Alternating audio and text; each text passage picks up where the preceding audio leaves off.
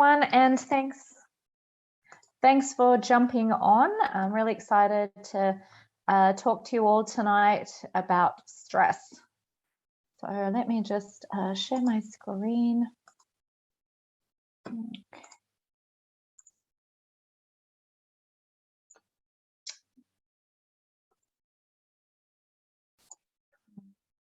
Oh, hold on.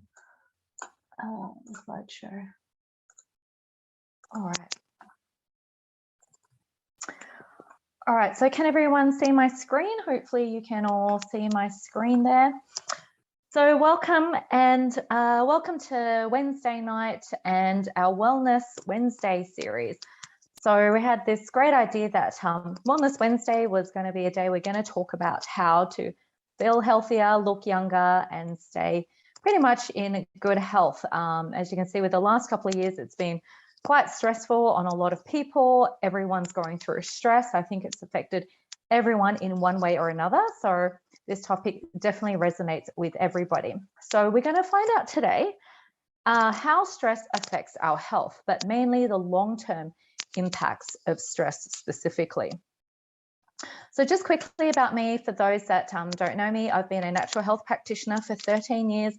I'm also a beauty therapist. I'm a master NLP health coach, hypnotherapist, and my passion is in women's health, longevity, aging, and stress. And I recently just had a #1 bestseller in Amazon released about how we can reclaim our inner goddess as well and basically realign our chakras for optimal health and wellness.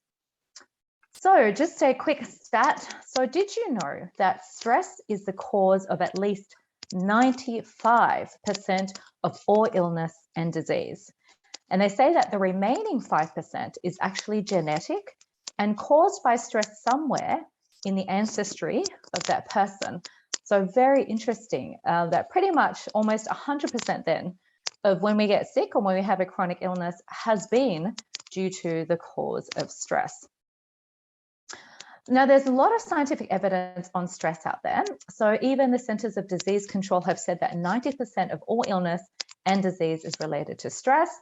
Harvard University have done a study. They said too much stress for too long creates what is known as chronic stress, which has been linked to such things as heart disease, stroke, may also influence cancer, chronic respiratory disease, and illness is just the tip of the iceberg. So stress affects you emotionally as well as marring the joy you gain from life and loved ones. Yale University have said that stress seems to amplify the inflammatory disease, despite the fact that many stress hormones actually suppress the immune system. And Vanderbilt University says that the results of long-term mental stress, including anxiety and depression, can become potentially dangerous to the state of the physical body. And we've seen a lot of that with all the lockdowns around the world. It's definitely created high anxiety and depression in many people. And the Mayo Clinic, chronic stress puts your health at risk, and chronic stress can wreak havoc on your mind and your body. So you can see that obviously long-term stress is not good in any way. Ellie, sorry, I don't know, is it me, but it seems there's lots of clicking. I don't know, is it your earphones or the wire? No. You just may no. No, is that anybody else? No, is it just me? Is someone else hearing this clicking? I'm hearing the clicking too, like someone is typing. Yeah, it sounds like you're typing frantically. And oh, no, not typing. Okay. Maybe if I remove the earphones, let's see if that helps. Let me see if I can remove the earphones and just speak quickly. Can you still hear the clicking now? No. Is that better? It's perfect. Okay, I'll just remove the earphones. I don't know why it's doing that. Okay, so basically, what is stress? So stress has been described as a total response to the environmental demands or pressures. It is a state of consistent mental or emotional strain or tension resulting from adverse or very demanding circumstances. And it is pressure or overwhelm over long periods of time. So it's basically the body's reaction to any change that requires an adjustment or response, right? And these responses are basically changes to the body on a physical, mental, and emotional level. So what causes stress? Well, we can see over the last 2 years, it's many, many reasons. So there could be reasons of financial hardship or poverty, which has been quite difficult with a lot of people losing their jobs or, you know, due to work, right? Dysfunctional marriages or relationship breakups can cause stress, family issues, unhappy work situations, major life changes, traumatic events, fear, uncertainty, and death, either taking on too much responsibility, emotional problems, taking care of family, sick or loved ones, and chronic illness or injury. So that covers up quite a long list of basically what can cause stress.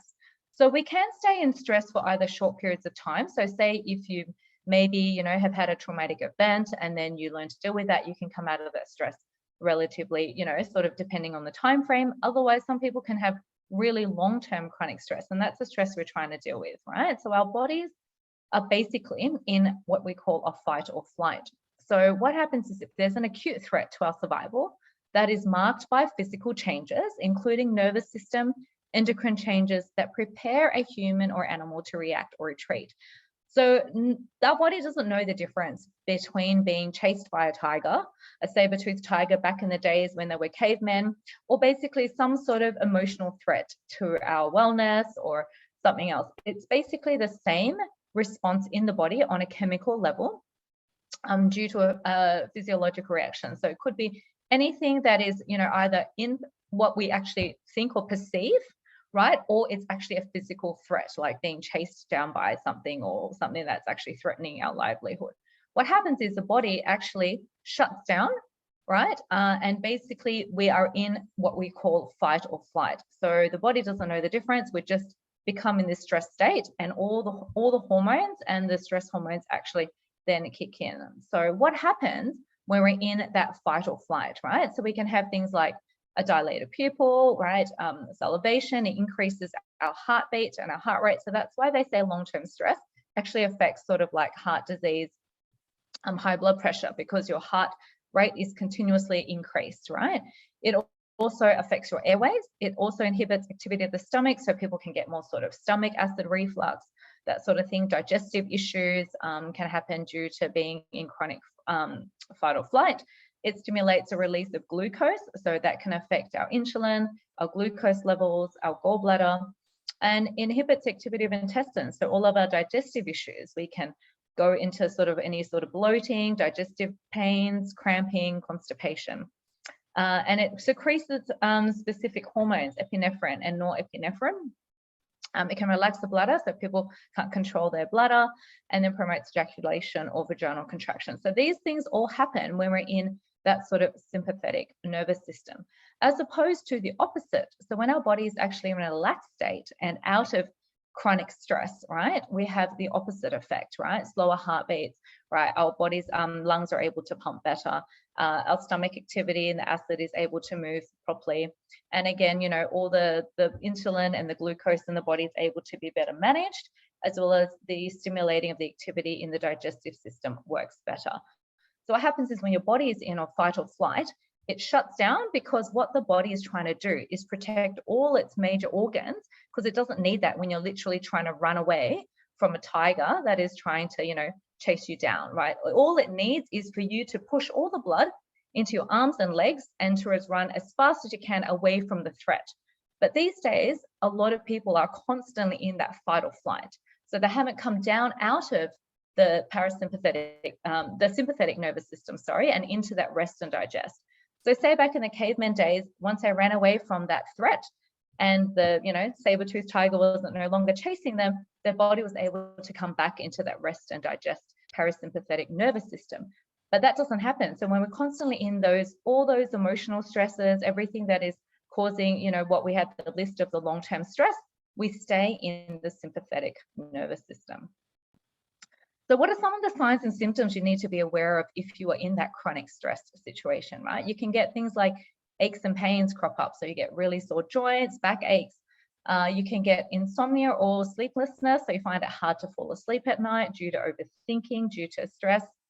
A change in social behavior. You feel like you don't want to go out as much. You want to sort of be more of a recluse and isolate more. You have lower energy, unfocused or cloudy thinking, change in appetite. You may start then using increased amounts of alcohol, drug use, just to combat some of the stress. Change in any emotional response, right, to others, such as anger, and emotional withdrawal or being depressed. And usually people and sort of say it's a feeling of being stuck, they're not sure what to do to move forward. So what happens when we actually have that stress and have that long-term impact, right? So when we get stressed, it decreases our body's immune response. So what happens, as I said, the blood, everything in our body basically shuts down. We don't really need our functioning organs to really be working at its optimal when we're in, fight or when we're in that sort of running away from the threat, right? It's basically all that blood goes into our 4 extremities so we can run as fast as we can away from the threat. So basically our immune response shuts down because we don't need any of that major organs to be working, right? So it causes your body to produce stress hormones such as increased amounts of cortisol, adrenaline, and glucagon. So they were saying that sometimes when you're in that stressed response, glucagon, which is managing sort of glucose, it's equivalent to even having like something like 50 Mars bars for the amount of sort of sugar and insulin that your body is spiking just to get your body when your body is under stress. So quite a lot. That's why there's a lot of insulin problems, metabolic syndromes as a response to chronic stress. So chronic stress definitely takes a toll on your immune system as it weakens your immune system and leads to chronic disease. So as we said, those body produces the stress hormones. In short bursts, the cortisol can actually boost your immunity. So when we actually have a small threat or we're actually needing that stress response, like say we have a fear of public speaking, we sort of need that, that sort of short burst to, boost our body. But over the long term, it can create inflammation. So your body gets used to having too much cortisol in the blood, too much adrenaline, too much glucagon, and that leads to increased long-term inflammation in the body. And what that does is it decreases your body's lymphocytes, which are your white blood cells. And white blood cells are actually needed to fight infection, to fight disease. And when that doesn't happen, when your body's white blood cells are decreased, you have an increased risk of viruses and disease. So we've said that high stress levels can lead to things like, increased anxiety, depression, which in turn leads to the chronic inflammation due to your overworked immune system, which then in turn leads to chronic illness. So what are the common diseases caused by stress? So we see that mainly all chronic disease and illness has been caused by basically stress, but these include things like autoimmune problems, right? Cardiovascular problems and heart disease, ulcers, type 2 diabetes or metabolic disease, weight gain and obesity, cancer, mental decline, or any mood and mental disorders. So what can we do with managing our stress? Basically, there's a couple of things that are really important to help with managing of stress. We can do things like exercise. So exercise is great for stress management. It boosts all the happy hormones, endorphins, right? It can also help you lose weight as well. So we do want to aim for something like 40 to 45 minutes of exercise, at least 4 to 5 times a week. Sleep as well. So if you're getting better sleep, your body is able to be in a less stressed your body is able to manage the stress better. You're able to be in that rest and digest. So most people that are stressed are not actually having a good night's sleep. They could be restless. They could be having trouble falling asleep, due to overthinking. They could be waking up a lot during the night. So that can affect, obviously, the way your body manages stress. And then that could lead to you being tired and having to drink more coffee or having more sugar. And it becomes this sort of a vicious cycle on getting on top of your stress. Making time for leisure activities. So we're very overworked, a lot of us, especially if you're running your own business, maybe having a lot of family to deal with as well. So we're not taking the time to actually put ourselves first, to actually do something that is going to help with our stress by, taking a walk in nature or being more sort of doing more self-care. And then learning and practicing mindfulness is really important as well. So they've said that even just taking 20 minutes to meditate has been shown to significantly reduce people's stress responses and stress hormones as well. And then again, sort of really looking after your nutrition and activation. So what can we do to basically make sure that we can manage your stress as best as we can and to build our body's immune system? And there's lots of online questionnaires. I've got a great one. So if you want to reach out to me, I can send you a great mood and stress questionnaire. We go through various different points, and you can actually select between 0 and 5 where you are sort of in terms of the different signs and symptoms. And that can give you an idea of sort of where your stress levels are at. So that's really important to do with clients, or just getting to know yourself, where your stress levels are at. So I want to talk today just briefly on one product that I find amazing for stress and how we can actually help with reducing that stress. So this is called Protandim NRF2 Synergizer. And this product is amazing to improve mood and stress management. It helps to improve sleep. So we've said how important sleep is to managing stress. Helps with clarifying the mind, reducing aches and pains, which is one of the major symptoms of stress, creating healthier cells and supporting the immune health. So when our body is stressed, we've said that the immune system basically shuts down, which leads to chronic immune diseases. And this product increases glutathione in the body by up to 300%. So glutathione is our body's master antioxidant, which will help basically fight long-term chronic disease if we've got enough glutathione in the body as well. And it's the only product proven out there to scientifically proven to extend life, as done through some studies in mice. And again, so what else does Protandim do? It reduces our oxidative stress in our body due to our environment, diet, and lifestyle by 40% in just 30 days, right? Helps the body detoxify your genes, keeping the master blueprint of your cells function intact, and significantly reducing cellular stress through the NRF2 activation pathway. So for those that don't know, it's an antioxidant pathway in our body that switches on a lot of the genes and the DNA to actually help you with managing your stress response by boosting your antioxidant activity. And it produces enzymes capable of neutralizing more than 1 million free radicals. So we've got a lot of free radicals in circulation in our body due to exposure to stress, due to exposure to our environment as well. And it helps to regulate all our survival genes and to also support the body's natural ability to repair and regenerate its own cells. And so quickly, it's an amazing product with just 5 natural ingredients. So we've got turmeric. So turmeric is a Ayurvedic herb, which is used for anti-inflammation, and it is a very powerful antioxidant. We've got ashwagandha, which is very good for raising energy levels. It is also a stress adaptogen. So it's one of the best anti-stress adaptogens out there, very potent with antioxidant properties and helping to manage that stress response. As well as green tea. Green tea is a source of antioxidants, which is good for your health and also with managing weight as well.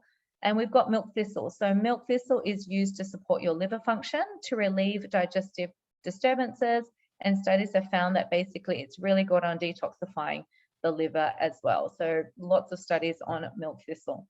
And bacopa. Bacopa is great herb for learning, memory, and concentration, and for brain health as well.